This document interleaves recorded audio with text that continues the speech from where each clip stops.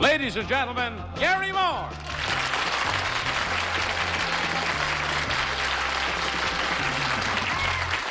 Thanks very much. Well, I tell you, this first spot is one that's going to shake you up. Our first guest today wrote the lyrics to a big-selling record album based on a 2,000-year-old story. And we'll meet him in a moment, as soon as we've said hello to our young panel here on Tell the Truth. Tom Poston. Peggy Cash. Bill Cullen. Former Miss America, Sharon K. Richards.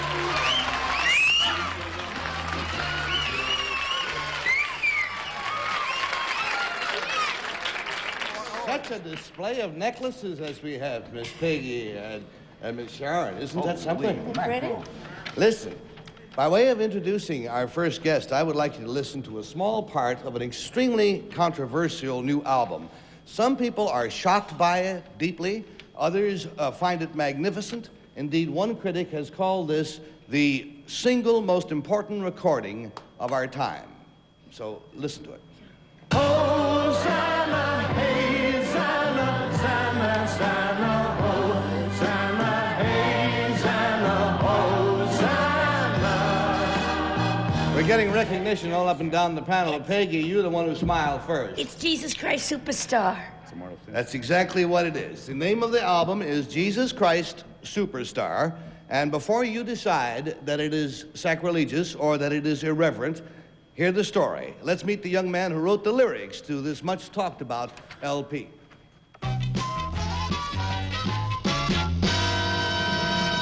Number one, what is your name, please? My name is Tim Rice. Number two. My name is Tim Rice. Number three. My name is Tim Rice. And we have to find out which one is the real Tim Rice, and this is the way the story goes. I, Tim Rice, am a lyricist. Together with composer Andrew Lloyd Webber, I've made an 87-minute LP album based on the last 7 days of Christ. The story of the passion and death of Jesus has great relevance today. So in an effort to humanize the drama, we use the music, language, and attitudes of today. While the dominant beat is rock, we have used a wide variety of musical forces, a full symphony orchestra, 3 choirs, 10 principal solo singers, and a 6-piece rock rhythm section. Our aim is simply to tell a great story about a great man in a new way. We call our rock opera Jesus Christ Superstar. Signed, Tim Rice.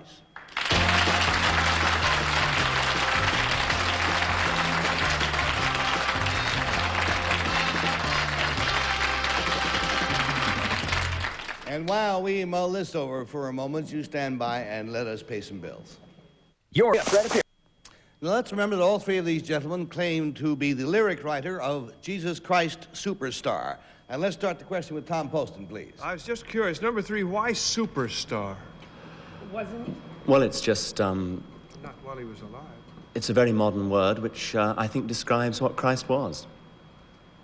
In modern times or in those times? Number 2, if Christ were with us today, if he were born into this world, with what group do you think he might identify more than others? With us. With the long hair. With the long hair? Well, I suppose so. Number 1, he was sort of a rebel in his own time, wasn't he? Was there any irreverence intended, number 1, in the title or the work that you have... Certainly not, no. Well, that's what I understand. Number 3, where is it performing now? It's not. It's only a record at the moment. Oh, aren't you planning to perform it someplace, number 3? Yes, we hope to, but it's only a record at the moment. I see. I thought it was performing now. Number 2, is it? You devil. Is it performing someplace now? No. Don't you shake your gory locks at me, number 2. After the show. After the show, okay. Number 1, how did you get interested in this particular subject, or were you always? I suppose everybody's had a grounding in religion at one time or another. For me, it became a re-examination of my own upbringing, cultural background. Thank you, Tom, and that takes us to, oh boy, Peggy Cass knows rock from top to bottom and religion as well, so we're going to turn you loose, kid. Number 3, what symphony orchestra did you use in the recording? We didn't actually use any one orchestra. We just used session musicians. Thank you. Number 1, was this work commissioned? Certainly not, no. Thank you. Number 2, what is Mary Magdalene's song? Mary Magdalene's Yes. song? Mary Magdalene. Okay, number 1, what's Judas's song? Which one? Well, name 2. The introduction. The Heaven on the Mind. Thank you. Number 3, what group were you with before? I'd never been with the group. Thank you. Number 2, what group were the Gibbs brothers with? I couldn't tell you right off. Number 1, which rock and roll star died in a swimming pool? Brian Jones. Thank you. Number 3, who recorded Tommy? The Who. Thank you. Number 2, where's Tommy been performed in London? I couldn't tell you. Number 1, could you tell me where it was performed in New York? Fillmore East, possibly. Thank you. Thank you, Peggy, and that takes us to Bill Cullen. I defer to Peggy. She may have my... You know, I really would have learned a great deal from those answers if I knew any of the answers to those questions she asked. Number 1. You know, it's kind of interesting. Somebody asks a question like, what is so-and-so? And they get the an answer answer. comes back, who? Right. And you have no... Who doesn't sound like an answer, does it? It sounds like another question. Sounds like Abbott and Costello is what it sounds like. Yeah. Number 1, how is the resentment toward this particular album been shown? I mean, what's happening to you economically? Number 1. Well, one would have to categorize that in terms of the United States and Yes. Britain. It's doing very well here, but in England it was a flop. Number 3, how many radio stations that you know of refuse to play this? I don't know any sort of facts and figures. I do know there was a move in Arkansas not to play it, but I think that was only on the single. Oh, really? Just in Arkansas? That's all I've heard of, but it's not really, you know. Number 2, you mentioned that you really wanted to tell a story. Are you a religious person? I recognize the spiritual side of my own life. Were you ever a religious person, number 2? And there goes the buzzer, which carries us to Sharon K. Ritchie.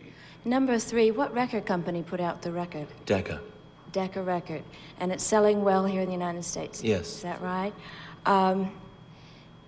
What city in the South do they record a lot of country music? Nashville. Nashville. Darn.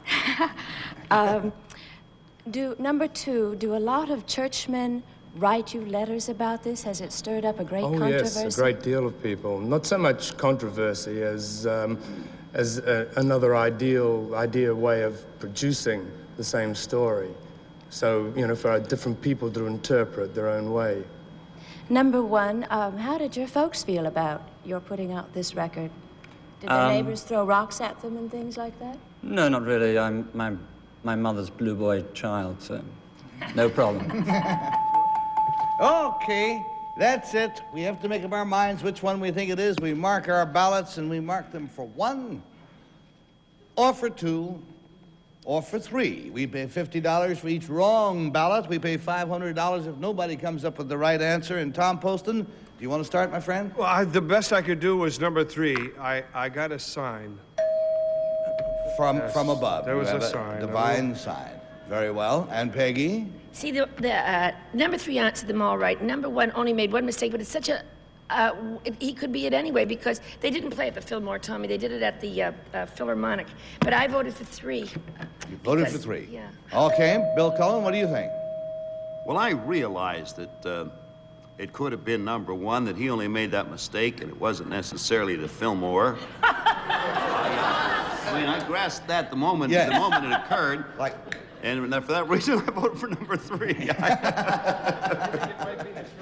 thought it might be the Fillmore. Here's a guess if I ever saw one. And Sharon Gay, what are you going to do? Well, I too voted for number 3. It was just something about him that gave me this feeling. If you'll think back to yesterday, that we all went out on a limb on Lee Wolf, the great fisherman, and here again, we're going out. Everybody says they think it's number 3. What do you think at home? Are they right? Will the real Tim Rice please stand up?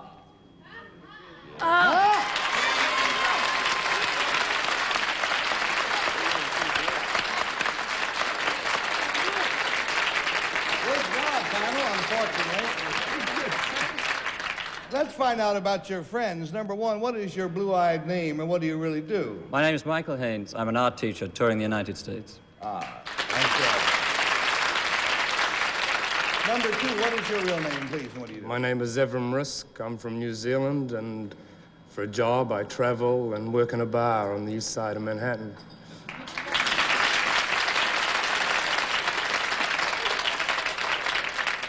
Tim, I should think, well, first of all, let's establish the popularity of the record. Where does it stand now in America? Well, there's an awful lot of different charts, but I think we're in the top 5 in most of them. What about the LP one? That is the album.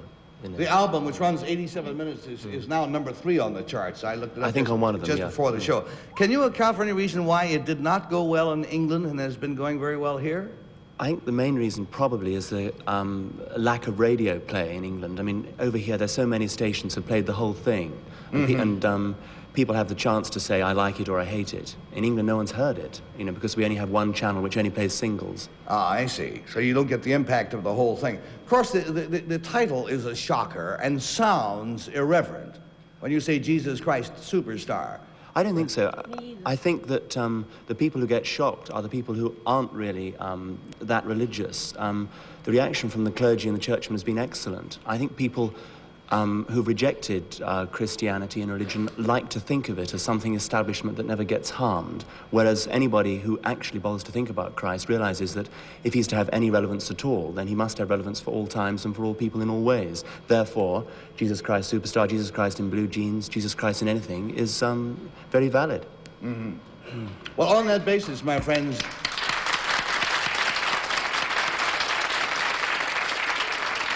I advise you to give it a listen, and I think you'll admire it. And thank you, Tim Rice and friends, for being here with us on To Tell the Truth.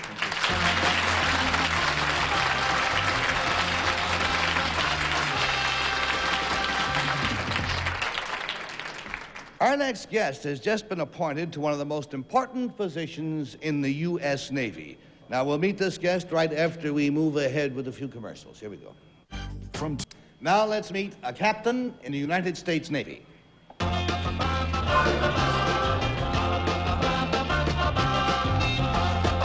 Number 1, what is your name, please? My name is Robin Quigley. Number 2. My name is Robin Quigley.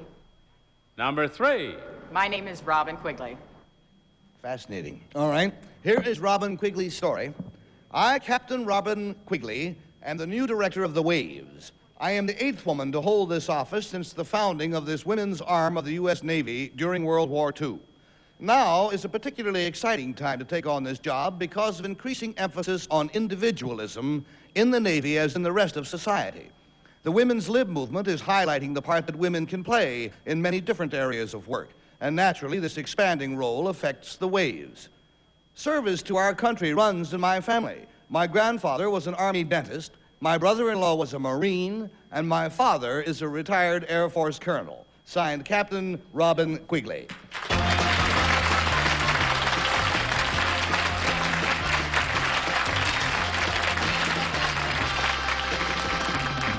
She has so many members of the armed forces in her family that next Christmas Bob Hope is going to her house to entertain.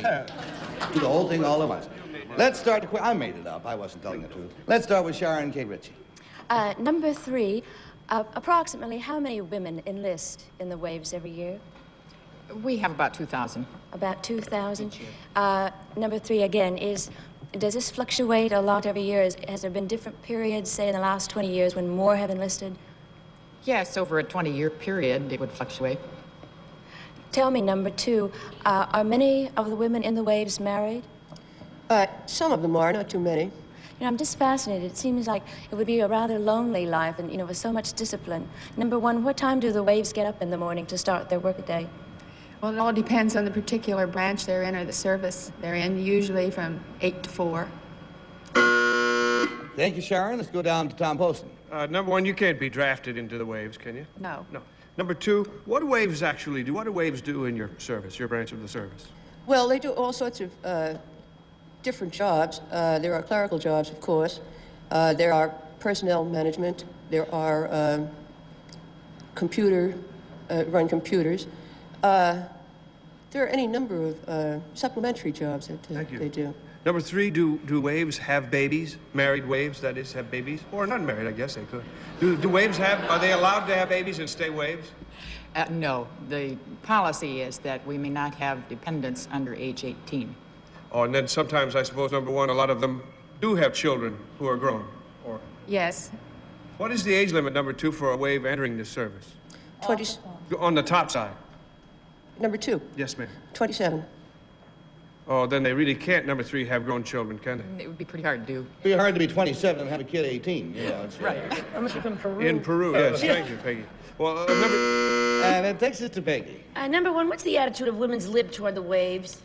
Well, actually, we have been practicing what they are now preaching, because many of the positions in the Navy are interchangeable between men and women and have been ever since our founding. Well, number 2, do you know whether they've taken any kind of an official position? Not that I know of. But number 3, women's jobs in the Navy are exactly not interchangeable with the men's, because you don't do, for instance, go out on battleships where you'd be in a danger area. Don't they still sort of like protect you? I hope. I'm not for that.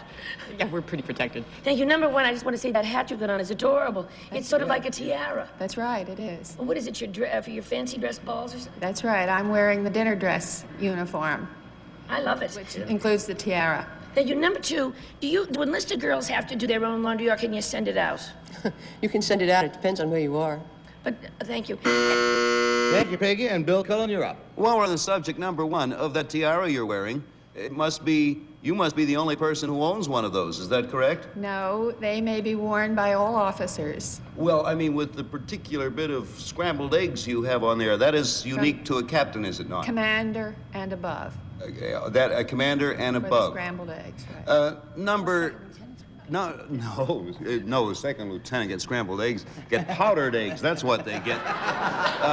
You're lucky. Number 3, I don't know if the waves wear this insignia, but the men in the Navy, they wear a thing on their collar.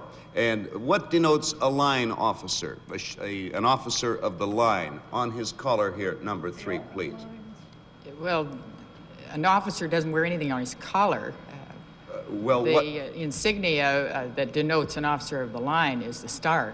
And number 1, what is the insignia denoting a doctor in the Navy?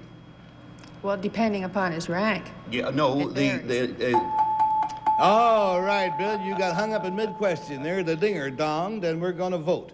And we're going to vote for number 1, or for number 2, or for number 3. And we're going to pay $50 for each wrong guess. We're going to pay $500 if nobody guesses correctly. Our score has been pretty hot so far this week. Sharon K. Ritchie, you must start. All right. I vote for number 1. I thought she was knowledgeable, and I love your tiara. All right, one vote for the tiara and for knowledge. And Tom Poston, what do you think? I thought it was number 3 until the line officer question came, so I changed to number 1 because it would be impossible to get that suit tailored to fit so beautifully unless it were really her own. All righty, it's 2 for 1. And Peggy, what do you think? Well, I thought 3 was very good, but I couldn't vote for her because you could never get your hat on without ruining that hairdo. And number 1, I like the tiara, but I kind of went against her when you have to be some big shot to get all that yellow, and it wouldn't be pretty if it was just navy blue, so I voted for 2. A fashion hint. Very well. 2 1s and a 2, and Bill Cullen. Well, the very thing that touted Tom off voting for number 3 is what caused me to vote for it, because the star is an insignia of a line officer, and I was working toward the doctor, and I had intended to go on to dentist after that, which I think should have shown me terribly erudite. But anyway, I took what I had and voted for number 3 because the star is the line officer. Well, it's spread across the board, and who knows? Well, we know, so let's find out. Will the real Captain Robin Quigley please stand up? Yeah!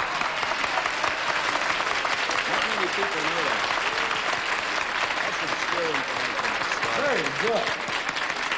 Captain Quigley, we'll be back to you in a moment. Number 1, you got 2 wrong votes. What is your real name, please, and what do you do? My name is Thelma Whitmire, and I'm a housewife. You deserve to have a tiara. That's hard work. Thanks. Number 2, you got 1 wrong vote. What is your real name? What do you do? My name is Pat O'Hare, and I'm the night owl reporter for the New York Daily News. How about it?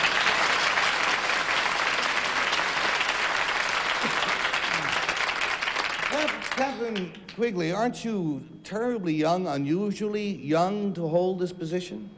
Well, I'd love to be able to say yes to a question like that. Fairly young, yes.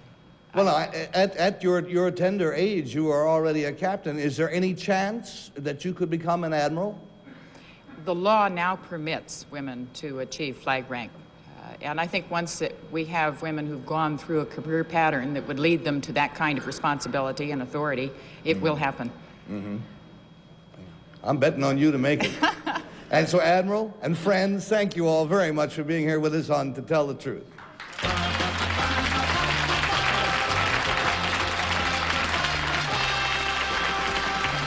Panic, P-A-N-I-C! Well, Sharon K. Ritchie, you batted 500 on your first time on the show. Will you come back and see us? Oh, I'd love to. I've had a good time. Thank Good. you. It's been nifty having you. Sharon K. Ritchie, and then the rest of the panel will be back to see you tomorrow, as will I. Take care. Transportation and other considerations provided by Chevrolet, featuring the 1971 Impala. More wheelbase, more glass, more sound-deadening materials, all at a very Chevrolet price. Hotel accommodations, courtesy of the luxurious Park Sheraton Hotel, home of the famous Mermaid Room, right in the heart of Manhattan and convenient to everything. Prizes or product mentions are furnished and... This is your whammy. This is your whammy on the all-new Press Your Luck. What's up?